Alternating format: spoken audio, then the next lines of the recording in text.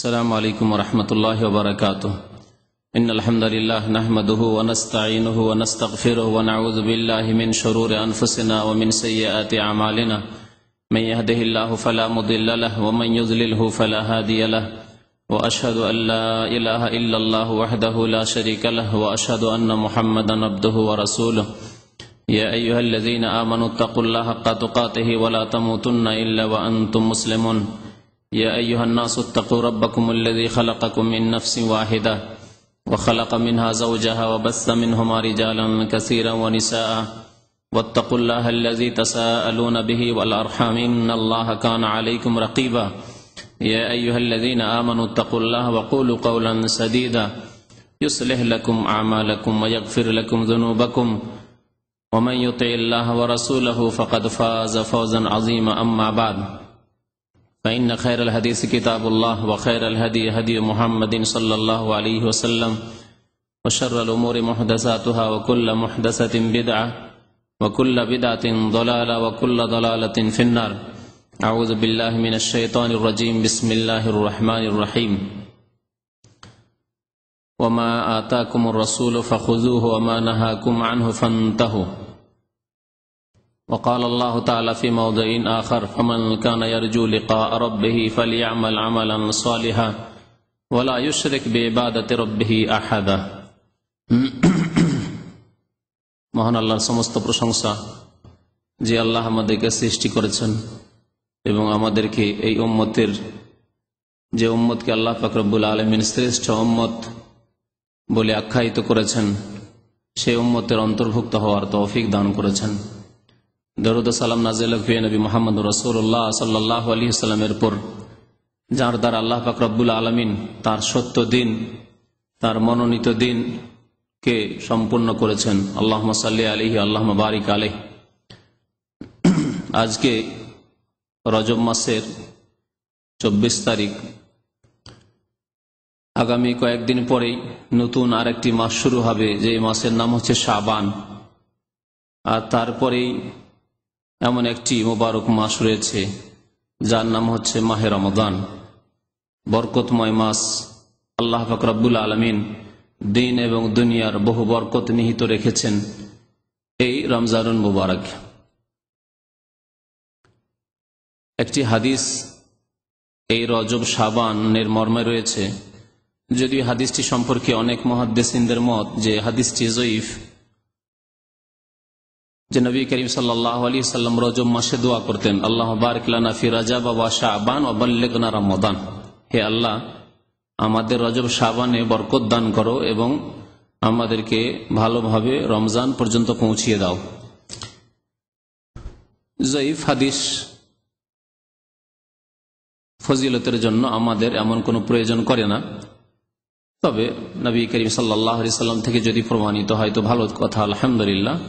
আর না হলে আমাদের সামনে যেসব সহিহ হাদিস রয়েছে, নবী সাল্লাল্লাহু আলাইহি ওয়াসাল্লাম থেকে সহিহ সূত্রে যেসব কথা প্রমাণিত রয়েছে তাই যথেষ্ট। এমনকি বরকতের মাস হলেও, যেমন রমজানুল মুবারক, রমজানের মাস, সে মাসেও যা আমরা করব, যা আমরা বলবো, যেসব ইবাদত বন্দেগী আমরা আল্লাহর জন্য করব, তার প্রমাণ হতে হবে। ইবাদত বন্দেগীর আসল হচ্ছে যে তার প্রমাণ হইতে হবে। যদি প্রমাণ থাকে তাহলে সেটি ইবাদত। আল্লাহ পাক যদি বলে থাকেন সেই রকম ইবাদত করতে, তার রাসূল সাল্লাল্লাহু আলাইহি ওয়াসাল্লাম যদি বলে থাকেন অথবা করে থাকেন সেই রকমের ইবাদত, তাহলেই হচ্ছে ইবাদত। আর না হলে ইবাদত নাই, তার নাম হচ্ছে বিদআত, যা আল্লাহ পাক রব্বুল আলামিন করতে বলেননি। সুতরাং তিনি চাননি এরকম ইবাদত বন্দেগী। আল্লাহ যদি করতে না বলে থাকেন তাহলে তিনি সেই রকম ইবাদত চাননি। আর যা তিনি চাননি তা করলে মুক্তি পাওয়া যাবে না, আল্লাহ রাজি হবেন না। এইরকমই নবী করিম সাল্লাল্লাহু আলাইহি ওয়াসাল্লাম করতে বলেননি অথবা করেননি। তাহলে বোঝা যায় যে তার প্রতি ওহী নাজিল হয়েছে, তিনিও তার ভালো হওয়া সম্পর্কে জানতে পারেননি। যদি ভালো বলে জানতেন যে এই ইবাদত করা ভালো, তাহলে অবশ্যই তিনি তা করতেন। তার চাইতে বেশি দিনের কাজে আগ্রহী, ইবাদত বন্দেগীর ক্ষেত্রে আগ্রহী, আল্লাহর সন্তুষ্টি হাসলের জন্য আগ্রহী, আর পৃথিবীতে না কে হয়েছে না হবে। সুতরাং এমন কোন ভালো রাস্তা যদি থেকে থাকে আল্লাহর পক্ষ থেকে, সে সম্পর্কে অবশ্যই নবী করিম সাল্লাল্লাহু আলাইহি ওয়াসাল্লামকে জানানো হয়েছে। আর অবশ্যই তিনি তা পালন করার চেষ্টা করেছেন। যদি না প্রমাণ থাকে নবী করিম সাল্লাল্লাহু আলাইহি ওয়াসাল্লাম থেকে, তার মানেই তা ইসলামে নেই। এই রজব এবং শাবান সম্পর্কে বেশ কিছু বিদআত, বেশ কিছু এমন কাজ এক শ্রেণীর মুসলিমরা করে থাকে নেকির আশা নিয়ে, মুক্তির আশা নিয়ে, জান্নাতের আশা নিয়ে, যা কোরআনেও নেই, হাদিসেও নেই, ভিত্তিহীন। কিন্তু সেগুলিকে ভালো মনে করে থাকে, খারাপ মনে করে না। আর একেই বিদআত বলা হয়। বিদআত এইসব কাজ কথাকেই বলা হয় যেগুলি ভালো মনে করে করা হয়, কিন্তু আল্লাহ বলেননি, তার রাসূল বলেননি বা করেননি, এগুলিকে বিদআত বলা হয়। আর বিদআত ছাড়া অন্যান্য যে গুনাহগুলি রয়েছে, সেই গুনাহগুলি যারা করে তারাও মনে করে যে খারাপ কাজ। বিদআতের গুনাহ আর অন্যান্য গুনাহে এই পার্থক্য রয়েছে। চোর চুরি করে, ডাকাত ডাকাতি করে, মিথ্যুক মিথ্যা কথা বলে, খেয়ানতকারী খেয়ানত করে, বেঈমান বেঈমানি করে, কিন্তু তারাও মনে করে যে এগুলি কাজ খারাপ কাজ, অন্যায় কাজ। নিজেকে ধিক্কার দেয়, নিজেকে তিরস্কার করে। পক্ষান্তরে বিদাতি কাজ করে মনে করে যে আমি ধন্য হয়েছি, ভাগ্যবান, যা এত ভালো ভালো আমল করতে পেরেছি। বিদাত করে সেই সব কাজকে ভালো মনে করে যে নেকি পাবো, মনে করে যে আল্লাহ সন্তুষ্টি পাবো, মনে করে যে আখিরাতে কাজে আসবে, দুনিয়ায় কাজে আসবে, ইত্যাদি। এই রজব এবং শাবান সম্পর্কে বহু রকমের বিদআত রয়েছে। সেই বিদআতগুলি বিস্তারিত বলার প্রয়োজন নেই, কারণ যেগুলি আমাদের করণীয় সেগুলি সম্পর্কে বিস্তারিত জানতে হবে। যা আমাদের জন্য করণীয় সে সম্পর্কে বিস্তারিত জানতে হবে, আর যা বর্জনীয় সে সম্পর্কে এতটুকু জানা যথেষ্ট যে এগুলি বর্জনীয়, এগুলি ঠিক নয়, এগুলি করা যাবে না, এতটাই যথেষ্ট। কারণ বিস্তারিত যেগুলি নেগেটিভ বস্তু, নেতিবাচক কাজ বা কথা, সেগুলি বিস্তারিত জানার দরকার নেই, কারণ সেগুলি ইসলাম নয়, ইসলাম বিরোধী কাজ। ইসলাম বিরোধী কাজ কথা সম্পর্কে এতটুকুই জানা যথেষ্ট যে এগুলি ইসলাম নয়, এগুলি ইসলাম বিরোধী কাজ। বিস্তারিত জেনে অনেক সময় ক্ষতি হতে পারে। অবৈধ কাজ, অন্যায় কাজ, হারাম কাজ, বিদাতি কাজ বা কথা সম্পর্কে বিস্তারিত জেনে অনেক সময় ক্ষতি হতে পারে। আর তা হচ্ছে যে অনেক সময় শয়তান ধোঁকা দিতে পারে যে কাজগুলিতে সুন্দর লাগছে। মানুষ যখন দিন থেকে অজ্ঞ হয়, কোরআন এবং সুন্নাহ সম্পর্কে জ্ঞান থাকে না, রাসূলুল্লাহ সাল্লাল্লাহু আলাইহি ওয়াসাল্লাম আদর্শ সম্পর্কে জ্ঞান থাকে না, তখন শয়তান, মানুষ শয়তান অথবা জিন শয়তান ধোঁকা দিতে পারে যে কাজ তো ভালো, হাদিসে না থাকলে কি হবে, আল্লাহ রাসূল নাহি করেননি, কিন্তু আমরা তো গুনাহগার, আমরা তো পাপী, সুতরাং এইসব কাজ করলে, মেহনত করলে কেন নেকি পাবো না, যার যেমন মেহনত তার তেমন ফল। এইভাবে মানুষকে পথভ্রষ্ট করতে পারে। এইভাবে বিদাতিরা, যারা অজ্ঞ, যারা দিন সম্পর্কে জ্ঞান রাখে না, তাদের বিদাতি মোল্লারা, জনসাধারণ যারা অজ্ঞ, তাদেরকে গোমরাহ করেছে। আর তারা ভাগ করে দিয়েছে নতুন নতুন কাজগুলিকে দুই ভাগে, অর্থাৎ বিদাতকে দুই ভাগে, বিদাতে হাসানা, বিদাতে সাইয়্যা। বিদাতে হাসানা মানে ভালো বিদাত, বিদাত হলে কি হবে, ভালো। বিদাতে হাসানা মানে এই হয় যে বিদাত হলে কি হবে, নতুন। বিদাত মানে নতুন, নতুন যদিও ধর্মে, কিন্তু হাসানা ভালো। সুতরাং যখন ভালো তো করলাম না হয়।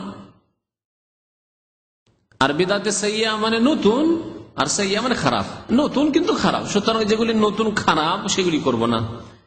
এখন এর মাপকাঠি বা কোথায়, যে কোনটা নতুন ভালো আর কোনটা নতুন খারাপ, কি দিয়ে মাপবেন আপনি? আপনার কাছে দাঁড়ি পাল্লা আছে? কি দিয়ে মাপবেন আপনি?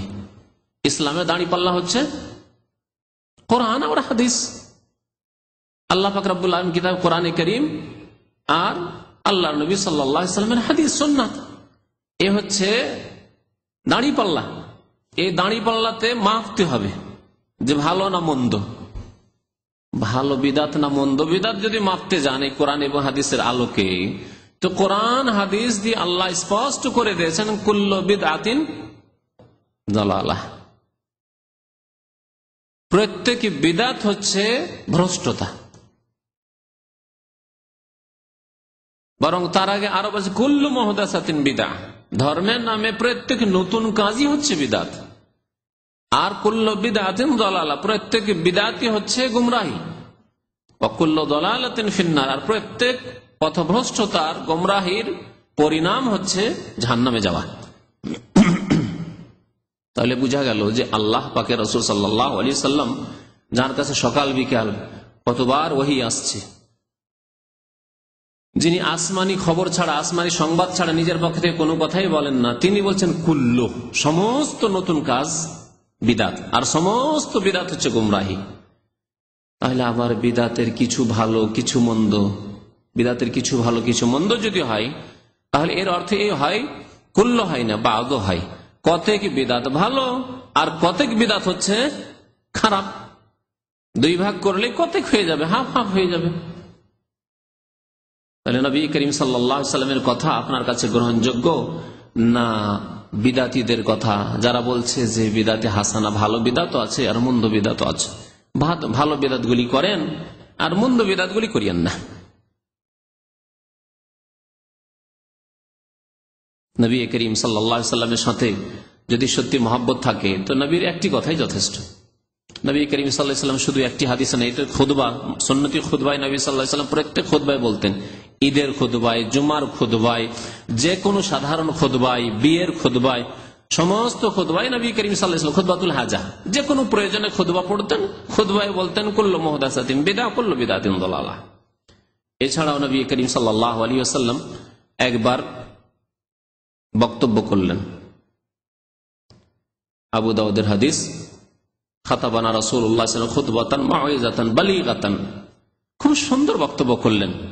এত সুন্দর বক্তব্য করলেন যে জারাবাত মিনহাল উয়ুন, বক্তব্য শুনে মানুষ সব কেঁদে ফেলল, মানুষ সব কেঁদে ফেলল।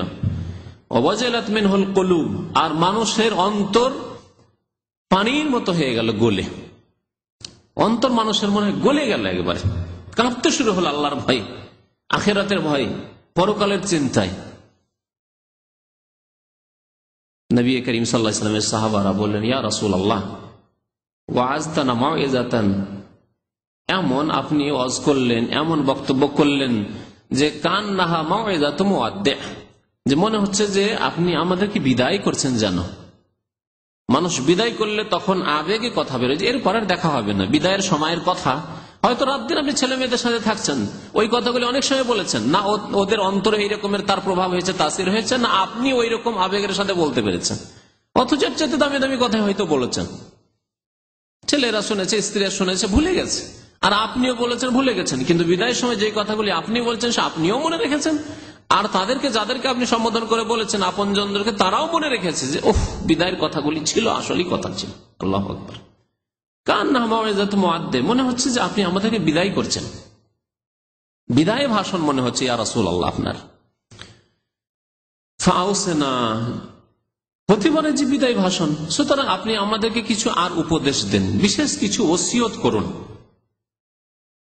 নবী করিম সাল্লাল্লাহু আলাইহি ওয়াসাল্লাম বললেন যে দেখো, ফাইন্নাহু মান ইয়াইশ বাদি মিনকুম ফাসায়ারা ইখতিলাফান কাসীরা, আমার পরে তোমাদের যে কেউ বেঁচে থাকবে, আমি ইন্তেকাল করে যাওয়ার পরে, মান ইয়াইশ বাদি মিনকুম, তোমাদের মধ্য থেকে যারাই বেঁচে থাকবে, তাহলে সাহাবায়ে কেরামদের যুগেই ইখতিলাফ শুরু হয়ে যেতে পারে। এই কথা নবী করিম সাল্লাল্লাহু আলাইহি ওয়াসাল্লাম বলছেন, তোমরা যদি বেঁচে থাকো, দীর্ঘ আয়ু পাও, বয়স পাও, ফাসায়ারা ইখতিলাফান কাসীরা, বহু ইখতিলাফ দেখবে, মতানৈক্য দেখবে, মতদ্বন্দ্ব দেখবে, জি, বহু মত দেখতে পাবে। দেখতে পাবে খারেজিরা বেরিয়ে আসলো, দেখতে পাবে রাফেজি শিয়ারা বেরিয়ে আসলো, দেখতে পাবে কত বাতিলপন্থী বেরিয়ে, নতুন নতুন, কেউ কাদরিয়া তাকদীরকে অস্বীকার করবে, বেরিয়ে আসবে, কেউ আল্লাহর গুণকে অস্বীকার করবে, কেউ আল্লাহর গুণের বিকৃতি ঘটাবে, কত রকম দেখতে পাবে। ফাসায়ারা ইখতিলাফান কাসীরা, বহু ইখতিলাফ দেখবে, ব্যক্তি স্বার্থের জন্য ইখতিলাফ দেখবে, ধর্মীয় ইখতিলাফ ছাড়া। তখন কি করতে হবে?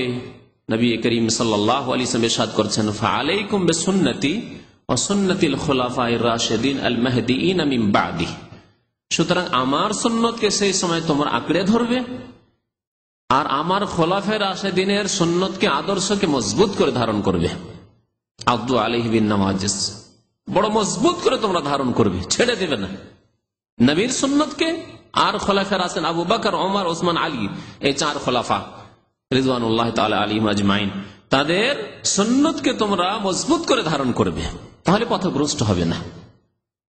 ওয়া ইয়াকুম ওয়া মুহদাসাতিল উমুর, এবং সাবধান তোমরা, বেঁচে থাকবে তোমরা, দূরে থাকবে তোমরা, ইয়াকুম সতর্ক সাবধান, ওয়া মুহদাসাতিল উমুর নতুন নতুন কাজ থেকে, ধর্মের নামে নতুন নতুন কাজ থেকে। মুহদাসাতিল উমুর ওখানে বলা হয়েছে কুল্লু মুহদাসাতিন বিদআহ, প্রত্যেক নতুন কাজ ধর্মের নামে হলে বিদআত।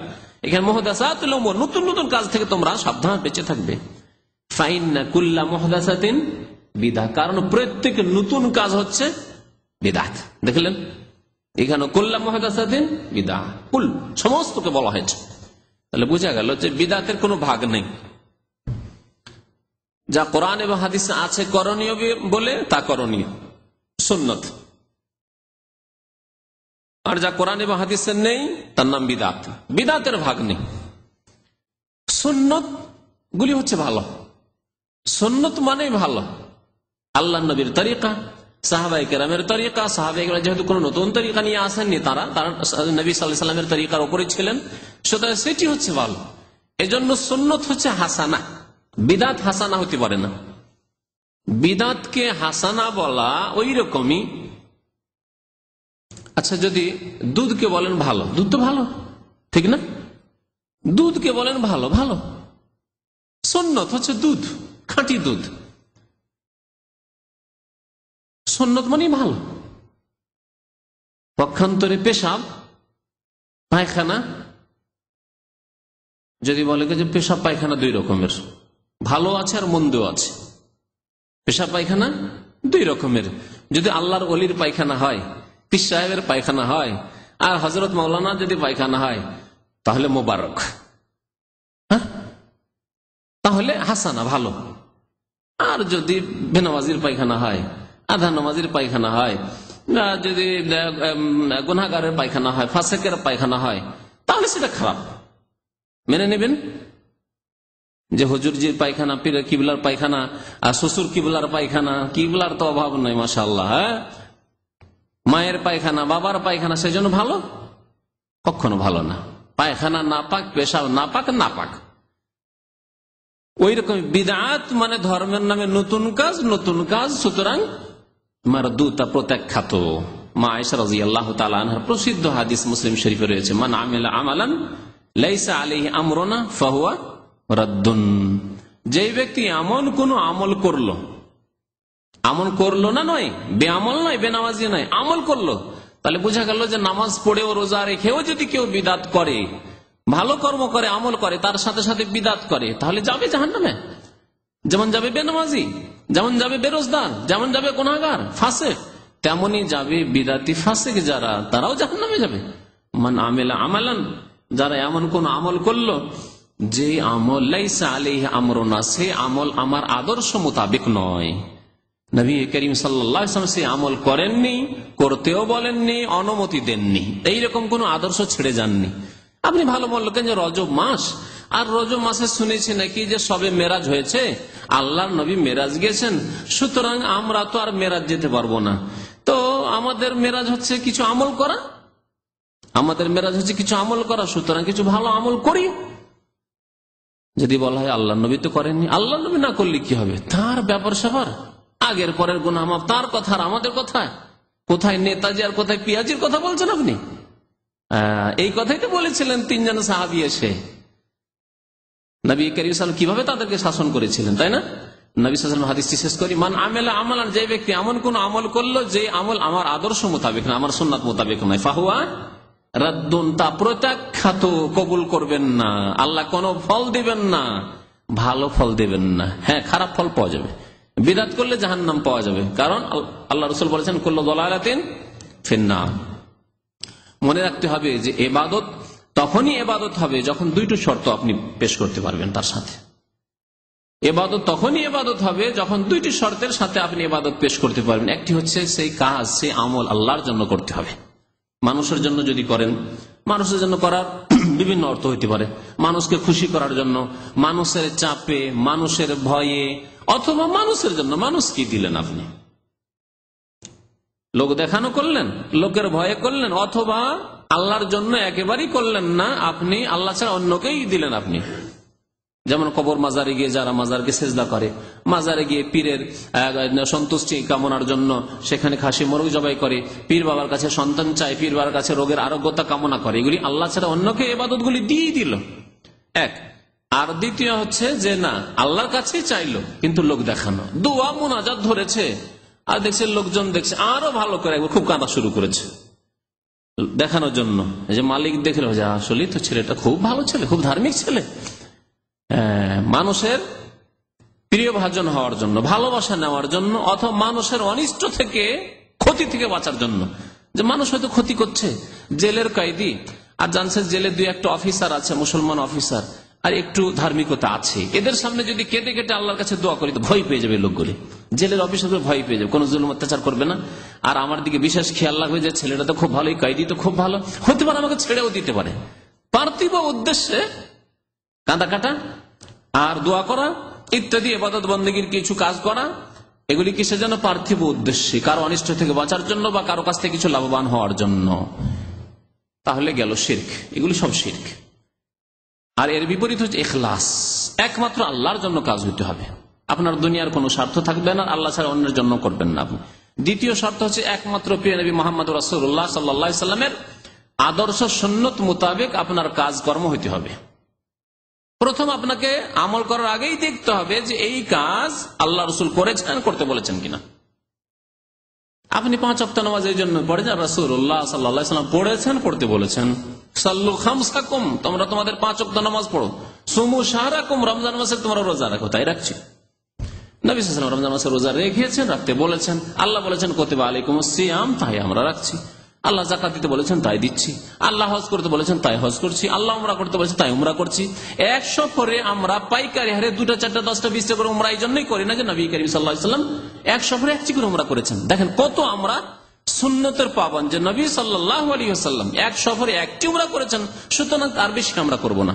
যদি তার বেশি করা বেশি ফজিলতের কাজ হতো, তাহলে এই রাস্তা সম্পর্কে নবী সাল্লাল্লাহু আলাইহি ওয়াসাল্লাম সবচেয়ে বেশি জানতেন, নিশ্চয় জানছেন যে না এটা ভালো কাজ নয়। সেই জন্য তিনি কষ্ট করে 7 দিন যেতে 7 দিন আসতে 14 দিন কষ্ট করার পরে একটা উমরা করে ফিরে আসছে। আমরা বেশি চতুর চালাক, যে 80টা টাকা ফেলে দিব পানিতে আর মাত্র একটা উমরা করে বেকুবের মতো ফিরে আসবো, না 5টা উমরা করব, 7টা 8টা উমরা করব। খুব বেশি চালাক। এত বেশি চালাক হলে যাবে জাহান্নামে যেতে হবে। নবী করিম সাল্লাল্লাহু আলাইহি ওয়াসাল্লাম আল্লাহ সম্পর্কে, আল্লাহর দ্বীন সম্পর্কে সবচেয়ে বেশি জানতেন। আনা আ'লামুকুম বিহি, নবী সাল্লাল্লাহু কি বলছেন? আনা আখশাকুম লিল্লাহ ওয়া আ'লামুকুম বিহি, আমি সবচেয়ে বেশি আল্লাহকে ভয় করি আর আমি সবচেয়ে বেশি আল্লাহ সম্পর্কে, আল্লাহর দ্বীন সম্পর্কে জানি। কখন বলেছিলেন? ওই 3টি লোকের ঘটনায়, যে 3টি লোক বলেছিল যে নবী করিম সাল্লাল্লাহু আলাইহি সাল্লামের আমল বেশি নয়, তাতে কি অসুবিধা নেই, আল্লাহর নবীর ব্যবহার সবার আলাদা, কোথায় তিনি কোথায় আমরা। আইনা নাহনু মিন মুহাম্মাদিন সাল্লাল্লাহু আলাইহি ওয়াসাল্লাম ওয়া আইনা নাহনু মিন রাসূলিল্লাহ সাল্লাল্লাহু আলাইহি ওয়াসাল্লাম, কোথায় আল্লাহর রাসূল, কোথায় আমরা গুনাহগার পাপী তাবে, আর তার আগের ওয়াকাত গাফারাল্লাহু লাহু মা তাকাদ্দাম মিন যামবি ওয়া মা তাআখার, তার আগের পরের গুনাহ মাফ। সুতরাং তিনি রাত্রে ঘুমান, রাত্রে কিছুক্ষণ তাহাজ্জুদ পড়েন, আবার মাঝে মাঝে রোজা রাখেন, মাঝে মাঝে দিনে পানাহার করেন, তিনি বিয়ে শাদী করেছেন, তার ব্যাপার। কিন্তু আমাদের না, আমাদের আরো বেশি আমল করতে হবে। তাই একজন কি বলল? ওসাল্লিল লাইলা ওয়ালা আনামু আবাদা, সারা রাত নামাজ পড়বো আর জীবনে কোনোদিন রাত্রে বিছানায় যাব না, ঘুমাবো না বলে ঘুম হারাম করে নিল একজন নিজের উপর। আর একজন বলছে কি? আমি সারা জীবন রোজা রাখবো, সারা জীবন ধরে রোজা রাখবো, কখনো দিনে পানাহার করব না। নবী করিম সাল্লাল্লাহু আলাইহি ওয়াসাল্লাম বলেছেন খুব বেশি যদি রোজা রাখতে হয় তো দাউদ আলাইহিস সালামের রোজা রাখো। কিরকম? ইয়াসুমু ইয়াওমান ওয়া ইফতারু ইয়াওমান, একদিন রোজা রাখেন আর একদিন ইফতার করেন, দিনে পানাহার করেন, আর সারা বছর ধরে রোজা রাখবেন জায়েজ না। সেই লোকটি বলল আমি সারা জীবন রোজা রাখবো। তৃতীয় লোক বলছে যে আম্মা আনা ফাতাযালুন নিসা ওয়ালা আতাযাওয়াজু আবাদা, আমি এক্ষুনি কি আমার স্ত্রীকে তালাক দিয়ে দেবো, তার বাবার বাড়ি পাঠিয়ে দেবো, ওয়ালা আতাযাওয়াজু আবাদা, জীবনে বিবাহ শাদী করবো না।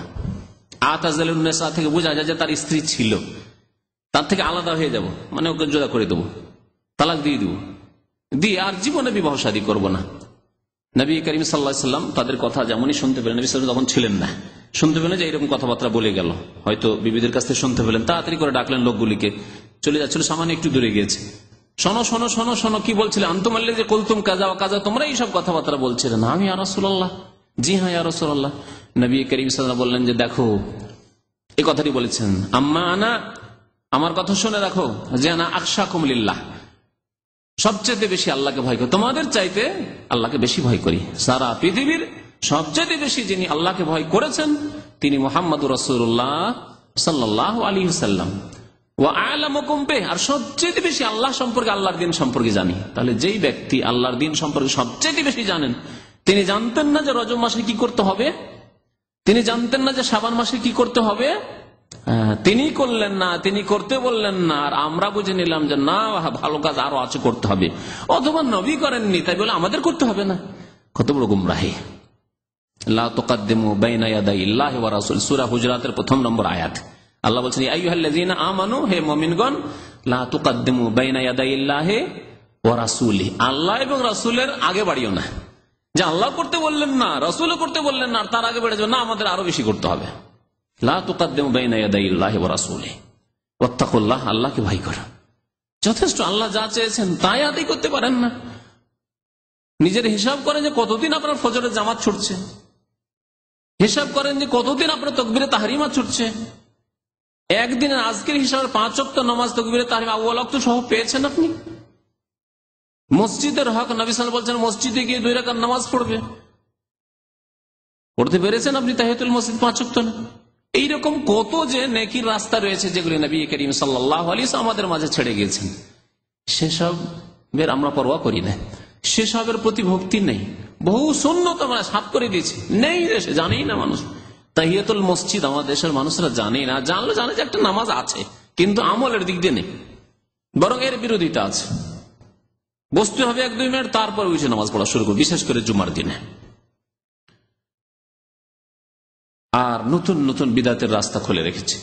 এই রজব মাস আর শাবান মাস, এসব সম্পর্কে বিশেষ করে আমাদের দেশের কিছু বিদাতি কিতাব মানুষকে খুব গোমরাহ করেছে, মানুষকে খুব গোমরাহ করেছে।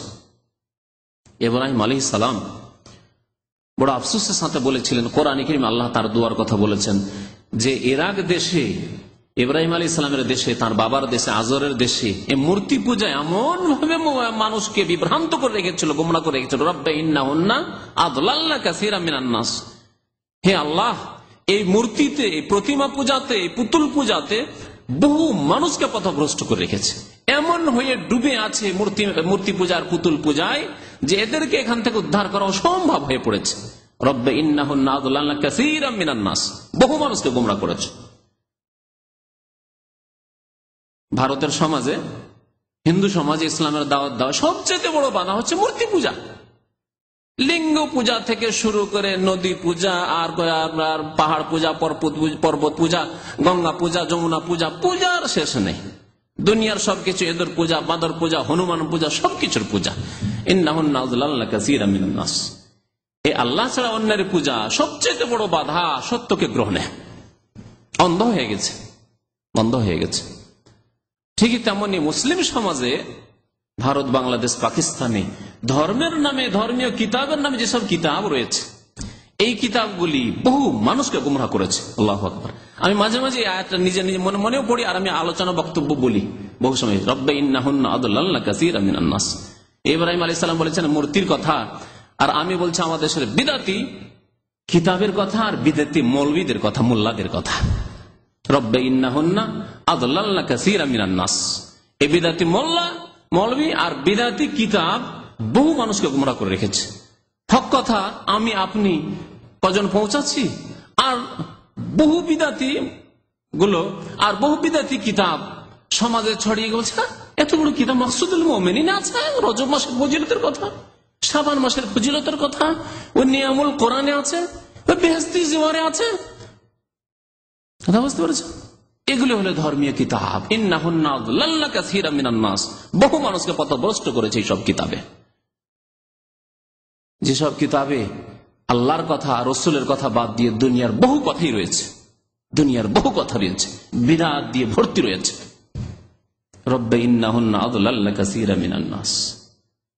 ইব্রাহিম আলাইহিস সালাম ফামান তাবিআনি ফাইন্নাহু মিন্নি। সুতরাং হে আল্লাহ, যে আমার অনুসরণ করবে সে আমার দলভুক্ত, আমার উম্মতের। ইব্রাহিম আলাইহিস সালামের উম্মতের কে? তাহলে ইব্রাহিম আলাইহিস সালাম যে অনুসরণ করবে। ওমান আসানি, হে আল্লাহ আমার যে নাফরমানি করবে, ফাইন্নাকা গফুরুর রহিম, আল্লাহ তোমার মর্জি, এখন তুমি তাকে মাফ করবে, রহম করবে, তাকে হিদায়াত করবে, হিদায়াতের মালিক আল্লাহ তুমি। তো যারা কোরআন সুন্নাহর দিকে ফিরে আসে, প্রিয় নবী মুহাম্মদুর রাসূলুল্লাহ সাল্লাল্লাহু আলাইহি সাল্লামের হাদিসের দিকে ফিরে আসবে, বাস এই পয়েন্টের উপরে চলে আসেন। বলছি না যে আমার মতো আলেমের কথা শোনেন আপনি, বলছি যে ফামান তাবিআনি, নবীর কাছে এসে বলেন। নবী করিম সাল্লাল্লাহু আলাইহি ওয়াসাল্লাম আপনাকে বলছেন ফামান তাবিআনি, মুহাম্মদ সাল্লাল্লাহু আলাইহি ওয়াসাল্লাম বলছেন উম্মতকে, আমাকে আপনাকে, আমার অনুসরণ যে করবে, আল্লাহর নবীর অনুসরণ করুন। আল্লাহর নবীর নাফরমানি কো আমান আসানি করিয়েন না। নবী করিম সাল্লাল্লাহু আলাইহি ওয়াসাল্লাম ইরশাদ করছেন কুল্লু উম্মতি ইয়াদখুলুনাল জান্নাহ ইল্লা মান আবা, আমার উম্মতের প্রত্যেকে জান্নাতে যাবে, তবে যেই ব্যক্তি অস্বীকার করবে, যে ব্যক্তি অস্বীকার করবে। সাহাবার অবাক হয়ে জিজ্ঞাসা করলেন, ইয়া রাসূলুল্লাহ কিলা ওয়ামান আবা, কে আছে যে অস্বীকার করবে, আপনাকে অস্বীকার করবে বা জান্নাতে যেতে অস্বীকার করবে? জান্নাতে যেতে অস্বীকার করবে অথচ মুসলিম, তো অবাক হওয়ারই ব্যাপার।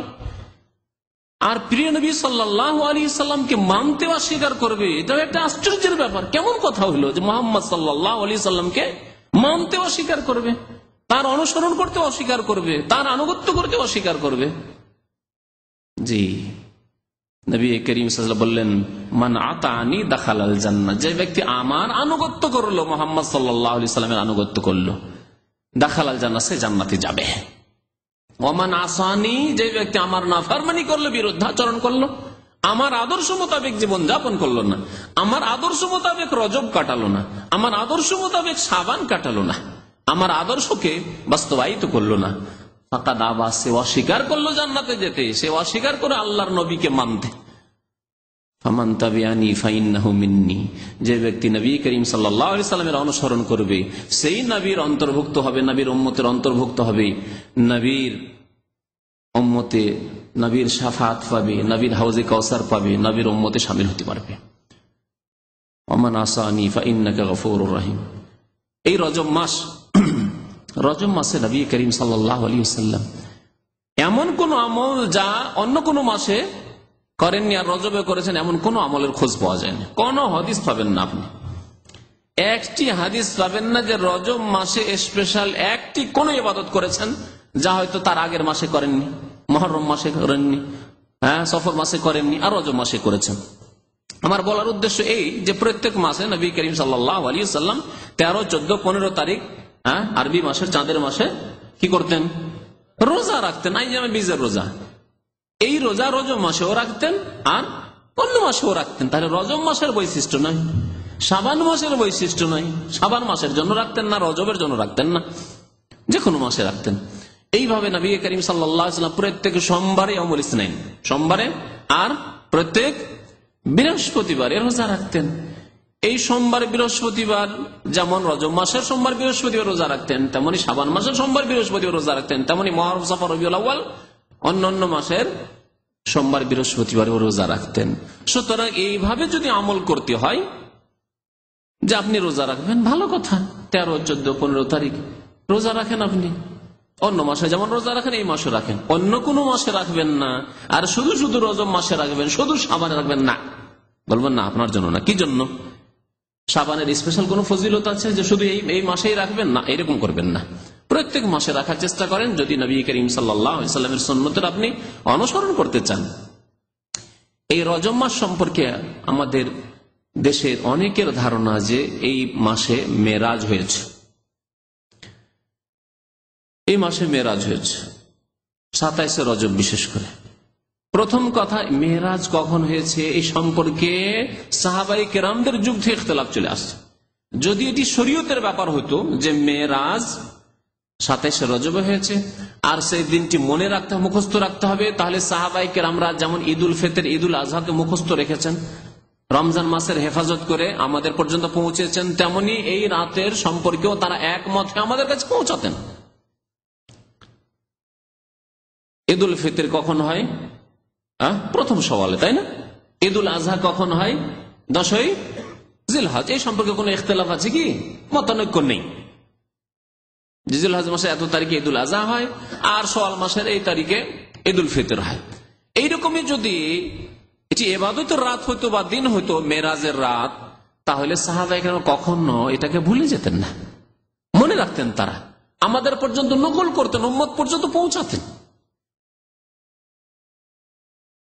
সিরাতুন নবীর কিতাব যদি রাহিকুল মখতুম পড়েন, দেখবেন তাতে 5টিরও বেশি মত আছে এই শবে মেরাজ নিয়ে। মেরাজ কখন হয়েছে এই নিয়ে বহু মত রয়েছে। তখন থেকে ইখতিলাফ চলে আসছে। যারা সিরাত রচনা করেছেন, নবীর জীবনে লিখেছেন, তাদের এই নিয়ে ইখতিলাফ চলে আসছে। তাহলে বোঝা গেল যে প্রথম কথা সাব্যস্ত নয় যে এই রজব মাসে হয়েছে। কোন মাস হয়েছে আল্লাহ পাক জানে। কেউ বলেছে রমজানে, কেউ বলেছে অন্য মাসে, কেউ বলেছে অন্য মাসে, নানা মত। আর যদি মেনেই নেওয়া হয় যে রজব মাসে হয়েছে আর 27 রজবেই হয়েছে, তাহলে এখন প্রশ্ন, তাহলে আমাদের করণীয় কি? 27 রজবে মেরাজই হইল ধরে নিলাম, রজব মাসেই মেরাজ হইল ধরে নিলাম, তাহলে আমরা করব কি? এর জবাব কে দেবে? আমরা নিজেরা দেব না আল্লাহ নবীর কাছ থেকে নেবেন? আল্লাহর কাছ থেকে নেবেন। আল্লাহ পাক রব্বুল আলামিনের কাছ থেকে জবাব নেন, ওমা আতাকুমুর রাসূলু ফাখুযুহু। রাসূল যা তোমাদেরকে দিয়েছেন তা নিয়ে নাও, গ্রহণ করো। নবী যদি দিয়ে থাকেন যে নবী সাল্লাল্লাহু আলাইহি ওয়াসাল্লামের মেরাজ হয়েছে, মেরাজ হয়েছে এতে কোনো সন্দেহ নেই, কিন্তু কখন হয়েছে তাও জানলাম না, মেনেই নিলাম যে হ্যাঁ 27 রজবে হয়েছে। তারপরে করব কি? তাহলে আল্লাহ বলছেন ওমা আতাকুমুর রাসূল, কিছু দিয়েছেন রাসূল যদি কিছু দিয়ে থাকেন স্পেশাল, যে মেরাজের রাতে প্রত্যেক বছরে নবী সাল্লাল্লাহু আলাইহি ওয়াসাল্লাম মেরাজ থেকে ফেরার পরে প্রত্যেক বছরে একবার করে মেরাজের রাত ফিরে এসেছে, নবী সাল্লাল্লাহু আলাইহি ওয়াসাল্লাম যা দিয়েছেন এই মর্মে ফাখুযুহু, তা নেও, তোমরা আমল করো। ওমা নাহাকুম আনহু, আর যেসব কাজ কথা থেকে নিষেধ করেছেন ফান্তাহু, বিরত থাকো। নবী করিম সাল্লাল্লাহু আলাইহি ওয়াসাল্লাম ধর্মের নামে নতুন কাজ থেকে বাধা দিয়েছেন, সাবধান করেছেন। ওয়া ইয়াকুম ওয়া মুহদাসাতিল উমুর, নতুন কাজ থেকে তোমরা সাবধান, দূরে থাকো। আর রাসূলুল্লাহ সাল্লাল্লাহু আলাইহি ওয়াসাল্লাম তার আমল দ্বারা, তার কথার দ্বারা মেরাজের রাতে কিছু ইবাদত বন্দেগী নফল করতে হবে তা দেননি, দিনে রোজা রাখতে হবে তা দেননি, রাত্রে নফল পড়তে হবে তা দেননি। সুতরাং ফাহুয়া রাদ্দুন, কেউ যদি এইসব কাজ করে তাহলে তা হচ্ছে প্রত্যাখ্যাত, মারদুদ, মুখে ছুড়ে দেওয়া হবে। ওয়া কুল্লু দালালাতিন ফিন্নার, আর প্রত্যেক গুমরাহির পরিণাম জাহান্নামে যাওয়া হবে, জাহান্নামে যেতে হবে। কাল কিয়ামতে হাসরের মাঠে কত না আশাবাদী আমরা হব, আর সবাই আশাবাদী ইনশাআল্লাহ তাআলা। এই উম্মতের, নবী করিম সাল্লাল্লাহু আলাইহি ওয়াসাল্লামের উম্মতের প্রত্যেকে, নারী পুরুষ ছোট বড় সবাই আশাবাদী যে প্রিয় নবী সাল্লাল্লাহু আলাইহি ওয়াসাল্লাম মোবারক হাত থেকে হজে কাউসার একটু পানি খাবো, সবাই আশাবাদী। কিন্তু আশা করলেই পাওয়া যায় না, আশা মোতাবেক কর্ম করতে হবে। আশা যদি করেন যে খুব ভালো বাড়িতে বাস করব, আশা যদি করেন যে ভালো একটা পরিবারে বিয়ে শাদী করব, আশা যদি করেন যে আমি দুনিয়াতেও সুখী হব আখেরাতেও সুখী হব, তো কিছু কাজকর্ম করতে হবে। জাহেল মূর্খ, নামাজ পড়তে জানেন না, আর বলছেন অমুকের বাড়ি অমুক পরিবারে, ইসলামিক পরিবারে আমি বিয়ে করব, আর বিয়ে করার জন্য বড় আশা নিয়ে বসে আছেন, আর গিয়েছেন পাত্রী দেখতে, আর যার পরে নামাজ পড়তে সেই দিন তো নামাজ পড়বেন, নামাজ পড়তে পারে এদিকে তাকাইছেন, একবার ওই দিকে তাকাইছেন, নামাজই পড়তে জানেন না, ভালো পরিবারে বিয়ে করবো আমি বলেন। তাহলে আপনি চিন্তা করেন যে আপনি শুধু কামনা করলেই হবে, বাসনা করলেই হবে? না, হবে না। একজন আরব কবি বলেছেন, তারজুন নাজাত ওয়া লাম তাসলুক মাসালিকাহা, মুক্তির তো আশা করো কিন্তু মুক্তির রাস্তায় তো চলো না। তারজুন নাজাত ওয়া লাম তাসলুক মাসালিকাহা ইন্নাস সাফিনাতা লা তাজরি আলাল ইয়াবাসি, জানো যে পানি জাহাজ কোনদিন শুখা জায়গায় চলবে না। পানি জাহাজ চালাতে হলে পানি লাগবে, নদী লাগবে, সমুদ্র লাগবে, পানি লাগবে, তাহলে পানির ওপর জাহাজ চলবে, পানি জাহাজ চলবে। আর স্থলে কোনদিন পানি জাহাজ চলবে না। তুমি যদি আশা করো, বড় বড় আশা করো, তাহলে সেই মোতাবেক কর্ম করতে হবে। মুক্তির আশা করলে, হাউজে কাউসারের আশা করলে, শাফাআতের আশা করলে নবী করিম সাল্লাল্লাহু আলাইহি ওয়াসাল্লামের সুন্নতের ভক্ত হইতে হবে, সুন্নতের ভক্ত হইতে হবে। যে নবী কি করেছেন তা তলাশ করব, তন্ন তন্ন করে তলাশ করে, ছোট কাজ নবী করেছেন করব। বড় মনে হচ্ছে, লোকেরা খুব বড় মনে করে কাজ করছে, কিন্তু নবী করেননি, করব না, বিরোধিতা করব। সারা পৃথিবী একদিকে হয়ে যায়, আমি একাই বিরোধিতা করব, কারণ আমার প্রিয় নবী মুহাম্মদুর রাসূলুল্লাহ সাল্লাল্লাহু আলাইহি ওয়াসাল্লাম এই কাজ করেননি, এই কথা করেননি। হাউজে কাউসারের পানি খাওয়ার জন্য যখন উম্মতের লোকেরা আসবে, বেনামাজি তো আগে চিহ্নিত হয়ে যাবে। বেনামাজির যেহেতু দেখলে বোঝা যাবে যে ওজুর অঙ্গতে কোনো চমক নেই, কারণ নামাজি পড়েনি তো আবার উজু কিসের। সুতরাং তাদেরকে প্রথমে চিহ্নিত করে দেওয়া হবে, এরা তো হাউজে কাউসার পাবেই না। কিন্তু আর এক দল হবে যাদের ওজুর অঙ্কগুলি খুব চমকিবে। গুররাম মুহাজ্জালিন মিন আসারিল ওযু, ওযু করেছে তারা নামাজি, তারা কিন্তু ছিল বিদাতি। সবে মেরাজ পালন করেছে, সবে বারাত পালন করেছে, ঈদে মিলাদুন নবী করেছে, জি, রাগায়েবের নামাজ পড়েছে, হাজারি নামাজ পড়েছে, আর এরকম বহু বিদাত করেছে। নাওয়াইতুল উযু, নাওয়াইতুস সালাহ, নাওয়াইতু আন উসাল্লিয়া, আনা ইমামুল লিমান হাজারা, ইক্তাদাইতু বিহাজাল ইমাম, আর এইরকম জায়নামাজের দোয়া, আর সম্মিলিত মোনাজাত, বহু বিদাত এরকম করেছে। বিদাতের অভাব নেই, বহু বিদাত করেছে। এইসব বিদাত নিয়ে আর নামাজ নিয়ে গেছে, কিন্তু নামাইতওয়ালা নামাজ, অন্তরের নিয়ত নয়, মুখের নিয়তওয়ালা নামাজ নিয়ে গিয়েছে। কথা বুঝতে পেরেছেন? আল্লাহর নবী বলেছেন সূরা ফাতিহা ছাড়া নামাজ হয় না, বলছেন না সূরা ফাতিহা পড়বো না, আমি তো বলেই দিলাম ইক্তাদাইতু বিহাজাল ইমাম, এই ইমামের ইক্তেদা করেই ফেলেছি। আরে বাবা, ইমামের ইক্তেদা করেছেন তো আত্মাহিয়াত কেন পড়বেন? তাহলে ইমামের ইক্তেদা করেছেন তো আল্লাহুম্মা সাল্লি আলা মুহাম্মাদ আল্লাহুম্মা বারিক আলা মুহাম্মাদি কেন পড়বেন আপনি? আর সামিআল্লাহু লিমান রাব্বানা ওয়া লাকাল হামদু আসসালামু আলাইকুম কি সবই কেন করবেন? সব ভেরে দেন আপনি, ইক্তাদাইতু বিহাজাল মানে সব ভেরেই দিলাম। শুধু সূরা ফাতিহার সাথে দুশমনী, সূরা ফাতিহার সাথে শত্রুতা। আবার এই বিদাতীদের কথা যে ওয়াহাবি মারদুদ না ফাতিহা না দুরুদ, ওয়াহাবিরাই নাকি ফাতিহা পড়ে না দুরুদ পড়ে না, অথচ এরাই ফাতিহার দুশমন আর দুরুদের দুশমন। এই বিদাতীরা ফাতিহার দুশমন আর বিদাতীরাই হচ্ছে দুরুদের দুশমন। কেমন করে? বিদাতীরা ফাতিহা পড়ে না, বলছে না নাজায়েজ, হারাম, ইমামের পিছনে ফাতিহা পড়বে না, হারাম ফতোয়া দিয়ে দিল। নবী বলছেন লা সালাতা লিমান লাম ইয়াকরা বিফাতিহাতিল কিতাব, এরা বলছে না হারাম। নবী বলছেন তোমার নামাজ হবে না সূরা ফাতিহা পড়লে, এ বলছে না হারাম। আর দুরুদের কথা, কোরআন এবং হাদিসের অনুসারী ভাইরা উলামায়ে কেরাম তাদের মত যে দুরুদ না পড়লে নামাজ হয় না। আল্লাহুম্মা সাল্লি আলা মুহাম্মাদ, দুরুদ ইব্রাহিমি, আল্লাহুম্মা বারিক আলা মুহাম্মাদ ইন্নাকা হামিদুম মাজিদ, না পড়লে নামাজ হয় না, এটি হচ্ছে রুকুন। তারা বলছে না ওয়াজিব, তাদের আলেমরা বলছে ওয়াজিব। ফাজাইল আমল খুলে দেখেন, বেহেশতি জিওয়ার খুলে দেখেন, মুকসুদুল মুমিন খুলে দেখেন, হানাফি ফিকহের কিতাব খুলে দেখেন, হিদায়া পর্যন্ত খুলে দেখেন, যে দুরুদ পড়া ওয়াজিব। পড়লে ভালো, আর না হলে সহজ দিলেই হবে। ওয়াজিব যদি ছুটে যায় তাহলে সহজ দিলেই কাজ হয়ে যাবে। তাহলে যে সব কবর মাজার পূজারী ভারত উপমহাদেশে, ভারত, বাংলাদেশ, পাকিস্তানে যারা নিজেদেরকে বলে যে আমরা ফিকহি মাসলায় হানাফি, তারাই তো দুরুদ পড়ে না, তারা তো ফাতিহা পড়াকে হারাম মনে করে ইমামের পিছনে। আর যাদেরকে বলছেন ওয়াহাবি মারদুদ, তারা তো মাশাআল্লাহ, তারা তো মনে করে এক রাকাতে যদি ছুটে যায়, 3 রাকাতে সূরা ফাতিহা পড়েন, 1 রাকাতে আলহামদু সূরা পড়েনি, নামাজই হবে না। নামাজের সবকিছুই সুন্দর করে পড়ে আল্লাহুম্মা সাল্লি আলা মুহাম্মাদ পড়লে না, নামাজই হবে না। শুনে দেখুন ভালো করে। তো কাল কিয়ামতে হাসরের মাঠে যখন আসবে, নামাজি কিন্তু বিদাতি, নামাইতো পড়া নামাজি, ইক্তাদাইতু বিহাজাল ইমাম পড়া নামাজি কিন্তু বিদাতি। এই সবে মেরাজ করা নামাজি, রাগায়েবের নামাজ পড়া নামাজি, বিদাতি নামাজি। যখন তারা আসবে হাউজে কাউসারের কাছাকাছি, ফেরেশতারা তখন তাদেরকে পিটিয়ে তাড়াবে, মায়ের দিবে ফেরেশতারা, বাধা সৃষ্টি করবে, তাদেরকে যেতে দেবে না। নবী করিম সাল্লাল্লাহু আলাইহি ওয়াসাল্লাম দেখতে পাবেন, বলছেন ইয়ারিফুনি ওয়া আরিফুহুম, আমি তাদেরকে চিনতে পারবো আর তারা আমাকে চিনতে পারবে। আল্লাহু আকবার। বিদাতীরা নবী সাল্লাল্লাহু আলাইহি ওয়াসাল্লামকে দেখে চিনতে পারবে, আর নবী সাল্লাল্লাহু আলাইহি ওয়াসাল্লাম তাদেরকে চিনতে পারবেন তাদের ওযুর অঙ্গগুলি দেখে, যে ওযুর অঙ্গগুলি তো চমকিচ্ছে, তারা তো নামাজি, বেনামাজি লোক নয়। তাহলে বোঝা গেল বেনামাজিকে নবী সাল্লাল্লাহু আলাইহি ওয়াসাল্লাম চিনবেন না। বেনামাজি ভাইদেরকে জানিয়ে দেবেন আল্লাহর রাস্তায় যে বেনামাজিকে নবী করিম সাল্লাল্লাহু আলাইহি ওয়াসাল্লাম চিনতে পারবেন না, নিজের উম্মত বলে চিনবেন না। ফাকাদ কাফারা, জি, তারা কাফেরদের দলভুক্ত হয়ে উঠবে। আর বিদাতি মুসলিমদের দল হয়ে উঠবে, কিন্তু কাল কিয়ামতে গিয়ে জি ফেলিওর হয়ে যাবে, নাকাম হয়ে যাবে। মনের কামনা বাসনা পূরণ হবে না।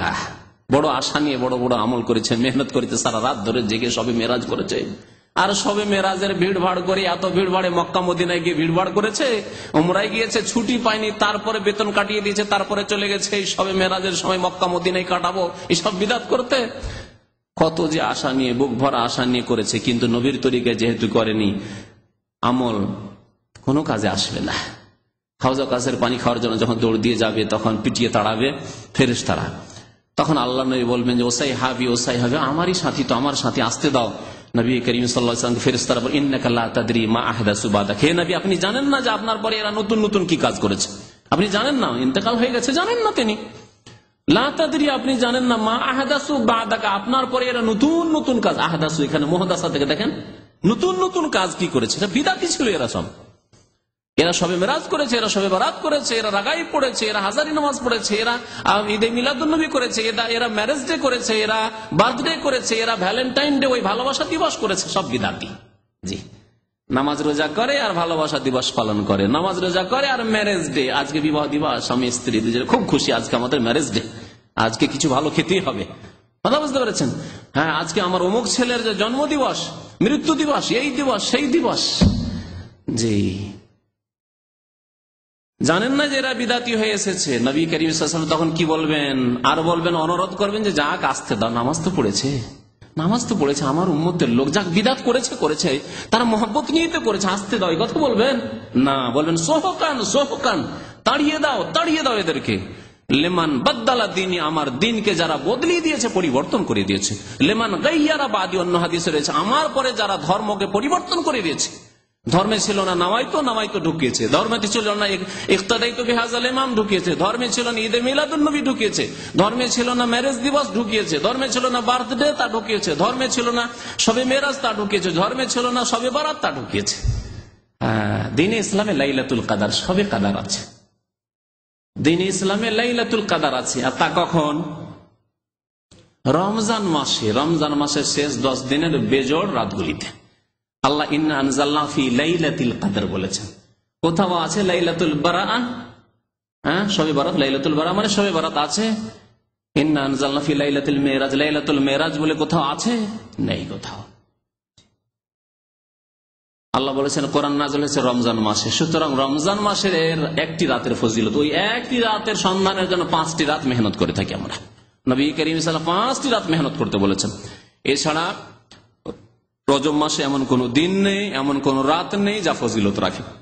এইরকম মনে রাখেন, রজব মাসে ওমরার ভিড় পড়ে যায়, খুব ওমরার ভিড় ভাড়, টিকিট পাওয়া যায় না। আমাদের এক ভাই এসে বলেন যাবেন, উনি তো টিকিটই পাচ্ছেন, সিট নেই, বিদাতীদের ওমরার ভিড় ভাড় চলছে।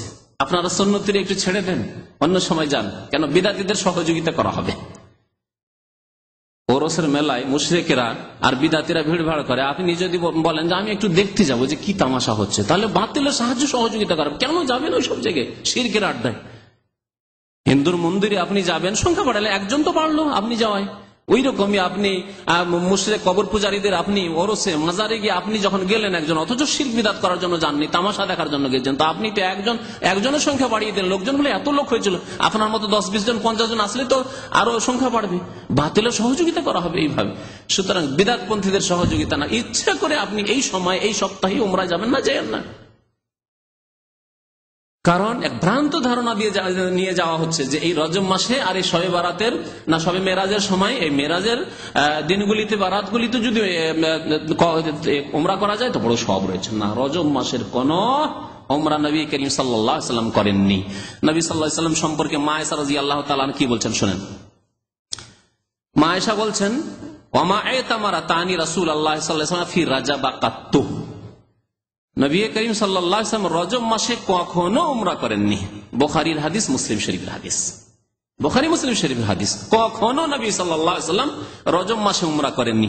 আর সারা বিশ্বের বিদাতি মুসলিমদের ভিড় ভাড় মক্কা আর মদিনায়।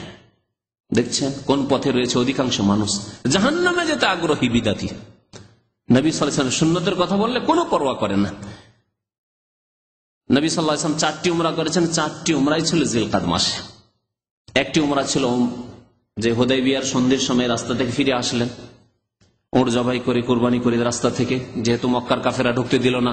6ষ্ঠ হিজরি, 7ম হিজরিতে উমরাতুল কাজা, যে 3 দিন থাকলেন মক্কায় আর উমরা করলেন, তাও ছিল জিলকাদ মাসে।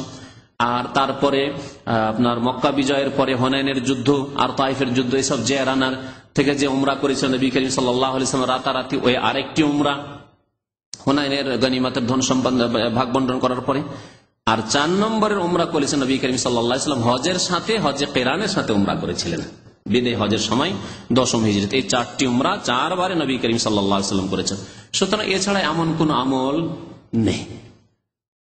নবী করিম সাল্লাল্লাহু আলাইহি সাল্লামের আমল রজব মাসে কিছু নেই। এইভাবে শাবান মাসের 15 তারিখের দিন আর রাত বিশেষ ফজিলতের মনে করা হয়।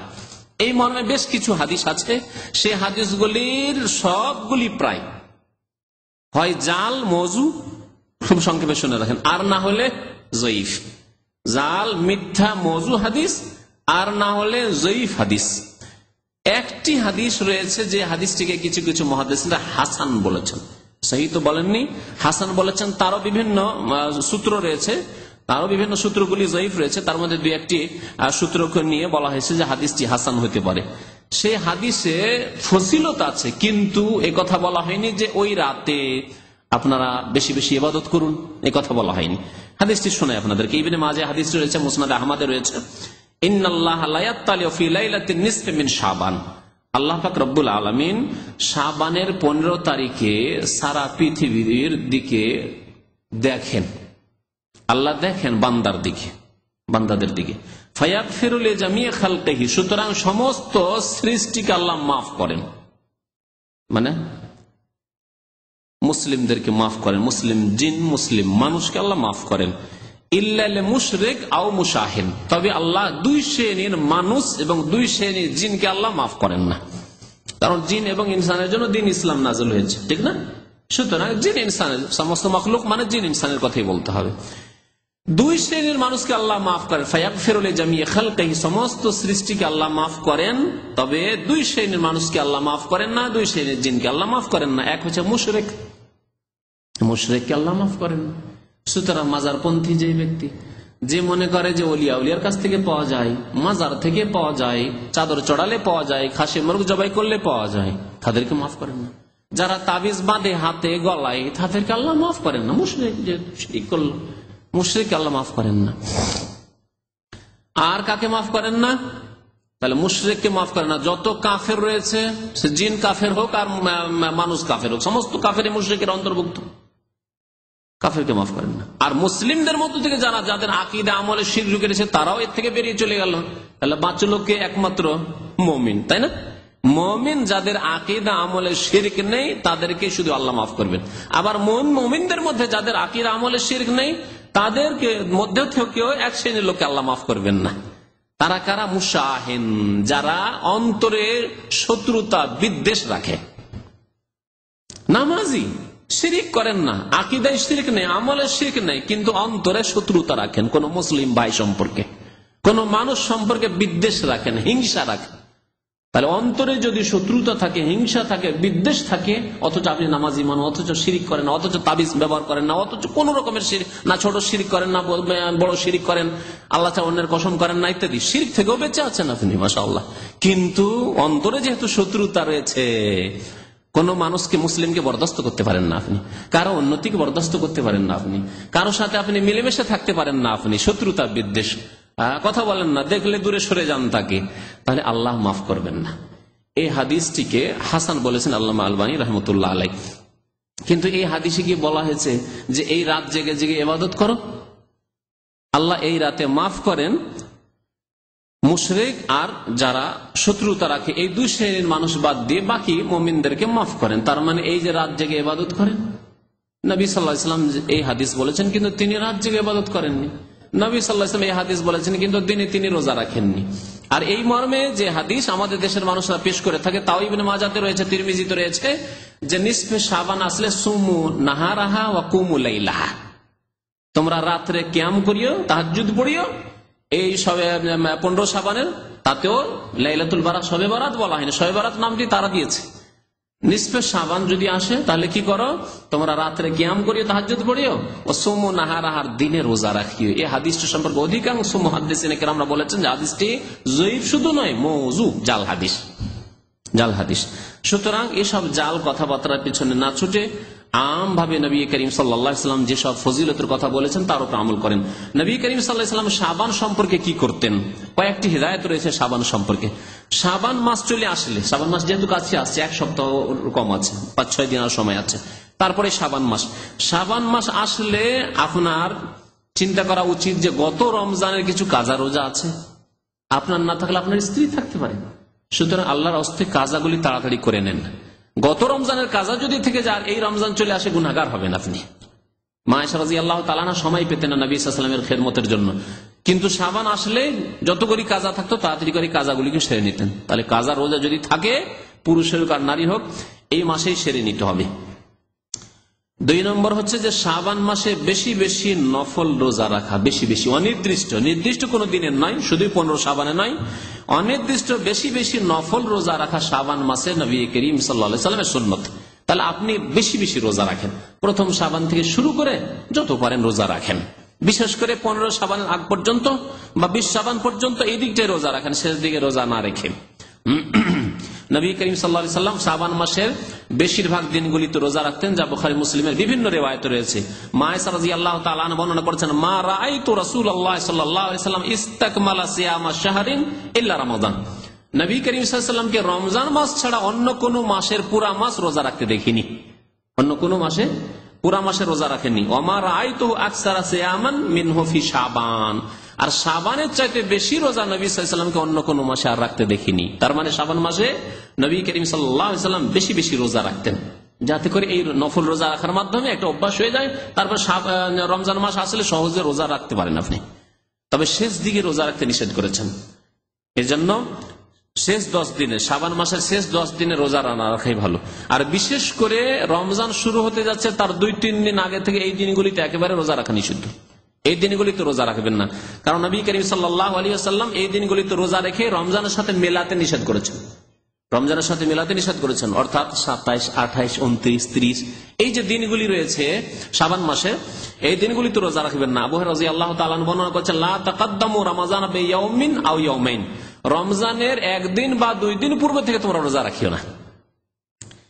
ইল্লা মান কানা ইয়াসুমু সাওমান ফালিয়াসুমু, তবে কারো যদি অভ্যাস থাকে সোমবার আর বৃহস্পতিবার রোজা রাখার, আর 29 রমজান 30 রমজানে বৃহস্পতিবার পড়ে গেছে, 29, 30 রমজানে সোমবার পড়ে গেছে, হ্যাঁ সে রাখবে, কারণ সারা বছর তার এরকম অভ্যাস আছে, এবার রোজা রাখবে। আর যার এরকম অভ্যাস নাই, রমজানের 2-3 দিন আগে থেকে রোজা রাখবে না, যাতে করে প্রস্তুতি নেই মানসিক দিক থেকে, দৈহিক দিক থেকে ফরজ রোজা রাখার জন্য। আর সন্দেহের দিনে নবী করিম সাল্লাল্লাহু আলাইহি ওয়াসাল্লাম রোজা রাখতে নিষেধ করেছেন। সন্দেহের দিন ওই দিনটিকে বলা হয় যেই দিন 30 শাবানও হইতে পারে, আবার প্রথম রমজানও হইতে পারে, কারণ ইসলামিক মাস আরবি মাস 29 হয়, আবার 30 হয়। তাহলে 29 যখন হয়ে গেল, 29 শাবান, তারপরের দিনটা কি হতে পারে? 30 শাবানও হইতে পারে, আবার প্রথম রমজানও হইতে পারে, রমজানের প্রথম তারিখও হইতে পারে। এই দিনটাকে বলা হয়েছে ইয়াউমুশ শাক। নবী করিম সাল্লাল্লাহু আলাইহি ওয়াসাল্লামের একটি হাদিস রয়েছে, আবু হুরায়রা রাদিয়াল্লাহু তাআলা বর্ণনা করেছেন, মান সামা ফিল ইয়াউমিল্লাযী ইউশাক্কু ফি, যেই ব্যক্তি এমন দিনে রোজা রাখলো যেই দিন সম্পর্কে সন্দেহ রয়েছে, যে রমজানের প্রথম তারিখও হইতে পারে, আবার শাবানের 30 তারিখ হইতে পারে, ফাকাদ আসা আবুল কাসিম সাল্লাল্লাহু আলাইহি ওয়াসাল্লাম, সেই ব্যক্তি প্রিয় নবী মুহাম্মদ সাল্লাল্লাহু আলাইহি ওয়াসাল্লাম, যার কুনিয়াত, যার উপনাম হচ্ছে আবুল কাসিম, তার বড় ছেলের নাম যেহেতু কাসিম ছিল, আবুল কাসিম সাল্লাল্লাহু আলাইহি ওয়াসাল্লামের সেই ব্যক্তি নাফরমানি করল। সুতরাং শেষ দিকে রোজা রাখবেন না। বাকি এই শবে বারাতের রোজা, শবে বারাতের রাতের ইবাদত না, না রাতের ইবাদত রয়েছে, না দিনের রোজা রয়েছে। নির্দিষ্ট করে শুধুই 15 তারিখে রোজা রাখা না। 15 তারিখে যদি সোমবারে রোজা হয়, 15 তারিখে যদি বৃহস্পতিবার রোজা হয়, আর আপনার গত মাসেও রাখা অভ্যাস ছিল, তার আগের মাসেও রাখা অভ্যাস ছিল, তাহলে রাখেন। আর শুধু শুধু ওই দিনে রোজা রাখবেন না, বা আগে পরে কিছু রোজা রাখেন আর তার সাথে সাথে রাখেন, এই বিশ্বাস নিয়ে নয় যে এই 15 শাবানের বিশেষ কোনো ফজিলত আছে এই জন্য রাখছে, এইরকম উদ্দেশ্য নিয়ে নেই। যদি রাখেন নফল রোজা হিসাবে, তাহলে অবশ্যই রাখতে পারেন, যেমন নবী করিম সাল্লাল্লাহু আলাইহি ওয়াসাল্লাম শাবান মাসে বেশি বেশি রোজা রেখেছেন। এছাড়া বহু বিদআত রয়েছে শাবান মাস সম্পর্কে। শাবান মাসের এই শবে বারাত সম্পর্কে ভ্রান্ত আকীদা রয়েছে যে 1 বছরে যত লোক মারা গেছে তাদের আত্মাগুলি নাকি বাড়িতে ফিরে আসে। এগুলি বিদআতীদের ভিত্তিহীন কথাবার্তা।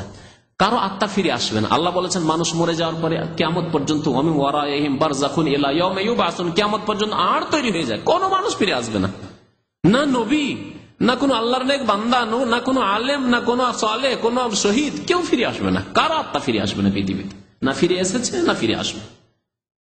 ইলা ইয়াউমি ইউবআসুন, কিয়ামত পর্যন্ত আর বারযাখ আর তৈরি হয়ে যায়। তাহলে বারযাখী জীবনে তারা আছেন।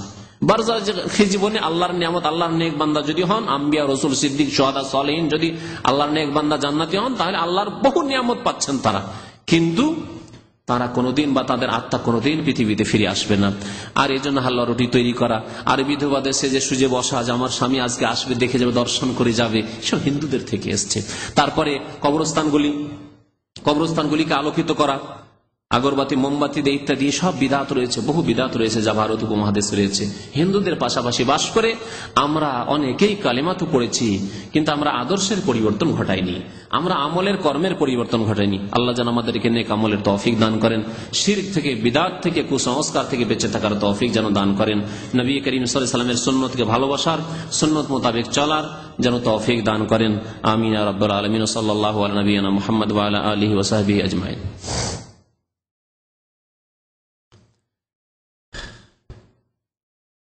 এক ভাই লিখেছেন, আমার সন্তান অসুস্থ, দোয়া করবেন আল্লাহ যেন শেফা দান করেন। আপনার সন্তানকে যেন আল্লাহ শেফা দান করেন, আল্লাহ যেন আমাদের সবাইকে শেফা দান করেন, আরোগ্যতা দান করেন। যেসব ভাইরা সুস্থ রয়েছেন তাহলে সুস্থতা বৃদ্ধি করেন, আল্লাহ তাদের স্বাস্থ্যে বরকত দান করেন। যারা অসুস্থ রয়েছেন আল্লাহ তাদেরকে সুস্থতা দান করেন। যারা ইন্তেকাল করেছেন তাদের গুনাহ খাতা আল্লাহ মাফ করে দেন। মুমিন মুমিনাতদের ইশরাক ও তাহাজ্জুদ এবং 5 ওয়াক্ত নামাজ কত রাকাত? 5 ওয়াক্ত নামাজ কত রাকাত তাও বলতে হবে, তা তো মুশকিল। হ্যাঁ, 5 ওয়াক্ত নামাজও বলতে হবে, এইরকম প্রশ্ন আসতে পারে, চিন্তা করতে পেরেছেন? নিশ্চয়ই জানা নেই তাহলে। 5 ওয়াক্ত নামাজ মানে হয়তো উদ্দেশ্য যে মানে সুন্নত টুন্নত এসব সহ। 5 ওয়াক্ত নামাজ বলতে ফরজ নামাজ। যখনই বলবেন 5 ওয়াক্ত নামাজ কত রাকাত, তখন ফরজ নামাজ এটা ধরে নিতে হবে, এটি হচ্ছে ইসলাম। 5 ওয়াক্ত ফরজ নামাজ হচ্ছে কত? 17 রাকাত। আর সুন্নতের রাতিবা হচ্ছে কত? 12 রাকাত অথবা 10 রাকাত। আব্দুল্লাহ বিন উমর হাদিসে 10 আছে, অর্থাৎ জোহরের আগে আপনি 2ও পড়তে পারেন, 4ও পড়তে পারেন। 4 পড়েন ভালো, তাহলে 12 করলেন আপনি। আর যদি জোহরের আগে 2 আর পরের 2 এইভাবে করেন তাহলে 10 হবে। 10-এর উপর কেউ যদি আমল করে তবু অসুবিধা নেই, তবে 12 পড়লে ভালো। আর তাহলে হয়ে গেল 17 আর 12। 17 আর 12 কত রাকাত হইল? 29। আর বেতর হচ্ছে, বেতর কত রাকাত? 1 টাকা এখনো মানে গ্রহণ করতে চান না আপনারা। যদি 3 বলেন তার মানে তার কমে নেই, আর যদি বলেন 1 অথবা 3 অথবা, তাহলে ঠিক আছে, শূন্যতাই ভাবে বলবেন। কারণ নবী সাল্লাল্লাহু আলাইহি ওয়াসাল্লাম বহু সময়, 1 বার 2 বার না, আওতারা বিওয়াহিদা, আওতারা বিওয়াহিদা, আওতারা বিওয়াহিদা, বহু হাদিস আছে। তাহলে এই উপেক্ষা করা শুধু এই জন্য যে কোন এক মাযহাবে এক কোন নামাজ নেই সেই জন্য না, মোটেই ঠিক না। নবী করিম সাল্লাল্লাহু আলাইহি ওয়াসাল্লামের হাদিসে আছে। তাহলে সর্বনিম্নটা বলবো আর ওপরটা বলে দেবো, যে সর্বনিম্ন বেতর হচ্ছে 1 রাকাত। আর বেতর মানে বেজোড়, সুতরাং 2 চলবেন না, 1 অথবা 3 অথবা 5 অথবা 7 অথবা 9, অথবা 11 অথবা 13, অসুবিধা নেই। তো 1 রাকাত যদি বেতর ধরি, যেটা দিয়ে আমার দায়িত্ব, আপনার দায়িত্ব শেষ হয়ে যাচ্ছে, যতটাতে দায়িত্ব শেষ ততটাই বলবো। তাহলে টোটাল নামাজ কতটা হইল? 29 আর 1 30 হলো। 30 রাকাত নামাজ পড়লে আপনার দায়িত্ব খালাস হয়ে গেল। তাহাজ্জুদ যদি পড়েন তাহলে তাহাজ্জুদ আর কত রাকাত রয়েছে? জি, 1 রাকাত যদি বেতর 10 করেন, কারণ 11 রাকাত তাহাজ্জুদ পড়া উত্তম, বেতর সহ 11 পড়া উত্তম, সবচাইতে ভালো। যদিও 9ও পড়া যায়, 13ও পড়া যায়, 7ও পড়া যায় সর্বনিম্ন। তাহলে আর 10 রাকাত বাড়িয়ে দিলাম, তাহলে টোটাল কত রাকাত হলো? 40 রাকাত নামাজ। এর জন্য অনেক গবেষক ওলামারা বলেছেন নবী করিম সাল্লাল্লাহু আলাইহি সাল্লাম শত শত রাকাত নামাজ পড়ার সুন্নত রেখে যাননি। সারা জীবন নবী সাল্লাল্লাহু আলাইহি ওয়াসাল্লাম আমল ছিল দৈনিক 40 রাকাত নামাজ পড়া। আমি যে হিসাবটা করলাম কত সূক্ষ্ম হিসাব দেখেন, 40 একবার হুবহু হয়ে গিয়ে 40 ফিট হয়ে যাচ্ছে। নবী সাল্লাল্লাহু আলাইহি সাল্লাম দৈনিক 40 রাকাত নামাজ পড়তেন। খুব সহজ হিসাব। 17 রাকাত ফরজ, 12 রাকাত সুন্নাতে রাতেবা, আর 1 রাকাত বেতর, আর 10 রাকাত হচ্ছে, বা নবী সাল্লাল্লাহু আলাইহি ওয়াসাল্লাম যেহেতু তাহাজ্জুদ সহ পড়তেন 11 রাকাত, 17 আর 12 হয়ে গেল, আর 11, তাহলে 40 হলো। এই 40 রাকাত নামাজ নবী করিম সাল্লাল্লাহু আলাইহি ওয়াসাল্লাম পড়তেন। আর কখনো কখনো নবী করিম সাল্লাল্লাহু আলাইহি ওয়াসাল্লাম যোহর নামাজ পড়েছেন, সব সময় না, এগুলি অতিরিক্ত। জি, ইশরাক পড়েছেন, অতিরিক্ত এগুলি। যে আর বুজুর্গানের দিনের নামে কে নাকি 1 রাকাত, 1 রাতে 1000 রাকাত, কে 300, কে 500, কে 700, এগুলি তো নবী সাল্লাল্লাহু আলাইহি ওয়াসাল্লামের আদর্শ নয়, এত সংখ্যা নামাজ পড়া। সুতরাং এগুলি বেশি কিসসা কাহিনী বয়ান করা আর শোনা, এগুলি কোনো ভালো কাজ নয়। কারণ নবী করিম সাল্লাল্লাহু আলাইহি ওয়াসাল্লাম চাইতে বড় আদর্শ ব্যক্তি আর পৃথিবীতে না কেউ ছিল না হবে। নবী করিম সাল্লাল্লাহু আলাইহি ওয়াসাল্লাম আপনার জন্য যথেষ্ট। একজন মানুষ যদি তাহাজ্জুদ পড়তে পারে, এর চাইতে বড় নফল ইবাদত আর কিছু নেই। নফল ইবাদত সর্বোত্তম ইবাদত হচ্ছে কিয়ামুল লাইল, যার কথা আল্লাহ ইয়া আইয়ুহাল মুযাম্মিল কুমিল লাইলা ইল্লা, কোরআনে আল্লাহ বয়ান করেছেন ওমিনাল লাইলি ফাতাহাজ্জাদ বিহি, তাহাজ্জুদ পড়ো। সুবহানাল্লাহ। হ্যাঁ, ওয়াল মুস্তাগফিরিনা বিল আসহার, ভোর রাত্রে আল্লাহর ইবাদত বন্দি করো। হ্যাঁ, বুঝতে পেরেছেন? বহু আয়াতের করে তাতাজাফা জুনুবুহুম আনিল মাদি ইয়াদউনা রাব্বাহুম খাওফান ওয়া তামআ, বিছানা ছেড়ে দিয়ে তারা ইবাদত বন্দেগী করে। সুবহানাল্লাহ। কোরআনে কারীমে আল্লাহ তাহাজ্জুদের প্রশংসা করেছেন। যদি নফলই পড়তে হয় তাহাজ্জুদ যথেষ্ট আপনার জন্য, যা নবী করিম সাল্লাল্লাহু আলাইহি ওয়াসাল্লাম নিয়মিত পড়তেন ফরজ নামাজের মতো, যথেষ্ট। সংখ্যা বাড়াবেন, এই অমুক অমুক অমুক বুজুর্গ 100 পড়েছেন, অমুক বুজুর্গ 200 300 500 পড়েছেন, ওইসব করার দরকার নেই।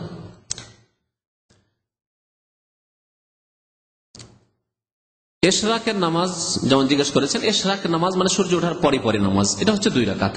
তাহাজ্জুদের নামাজ বললাম, তাহাজ্জুদের নামাজ সর্বনিম্ন হচ্ছে বেতর সহ 7, আর সবচেয়ে বেশি সময় নবী সাল্লাল্লাহু আলাইহি ওয়াসাল্লাম যা পড়তেন তা হচ্ছে 11, 8 পড়ার পরে 3 পড়ে 11 পড়েন, অথবা 10 পড়ে 1 করে 11 করেন, আর কখনো কখনো 13 পড়েছেন, যা রয়েছে হাদিসে। 11 উপর আমল করে সবচেয়ে ভালো। হজ বা উমরা করতে গেলে ইশরাক ও তাহাজ্জুদের নামাজ পড়া যাবে কিনা, পড়া যাবে আলাদা কথা, কিন্তু নফল নামাজ এমনি নফল পড়তে পারেন। একটা হচ্ছে নফল, আর একটা হচ্ছে সুন্নাতে রাতে বাগুলি। ফরজ নামাজের আগে এবং পরে যে সুন্নতগুলি রয়েছে, ফরজ নামাজের আগে আর পরে যে সুন্নতগুলি 12 রাকাত রয়েছে, সেই সুন্নত সম্পর্কে নবী করিম সাল্লাল্লাহু আলাইহি ওয়াসাল্লাম ফজর নামাজের 2 রাকাত সুন্নত ছাড়া আর কোন সুন্নত পড়তেন না। মাসলা ভালো করে বুঝে নেন। এই সুন্নতগুলি যেহেতু এর সাথে সম্পর্কিত, রিলেটেড ফরজ নামাজের সাথে, ফরজ নামাজের সাথে সম্পর্কিত সুন্নতগুলির ফজরের সুন্নত ছাড়া, ফজরের আগে 2 রাকাত সুন্নত, এই সুন্নত ছাড়া আর বেতর ছাড়া অন্য কোন সুন্নত পড়তেন না। বাকি কতক নফল আছে যেগুলি এইরকম নয়, নফল আপনার কখনো কখনো পড়লেন, হয়তো এইরকম আপনি মনে করছেন যে মোবারক জায়গায় এসেছি, মসজিদে হারামে আছি, মসজিদ নববীতে আছি, সুতরাং নফল পড়বো, পড়তে পারেন, কোনো অসুবিধা নেই, পড়েন।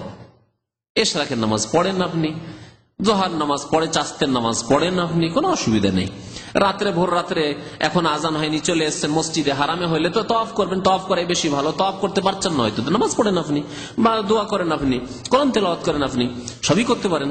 মসজিদ নববীতে সেখানে তো আর তওয়াফ নেই, মসজিদ নববীতে ভোর রাতে রাত 3টার সময় দরজা খুলে দিয়েছে, চলে এসছেন, আলহামদুলিল্লাহ, তো আপনি নামাজ পড়েন, অসুবিধা নেই। নফল নামাজ এভাবে পড়তে পারেন। তবে নবী সাল্লাল্লাহু আলাইহি ওয়াসাল্লাম সফরে কখনো তাহাজ্জুদ পড়তেন না, সফরে তাহাজ্জুদ পড়তেন না। জি, সাল্লাল্লাহু আলাইহি ওয়া সাল্লাম মুহাম্মদ ওয়া আলা আলিহি ওয়া সাহবিহি।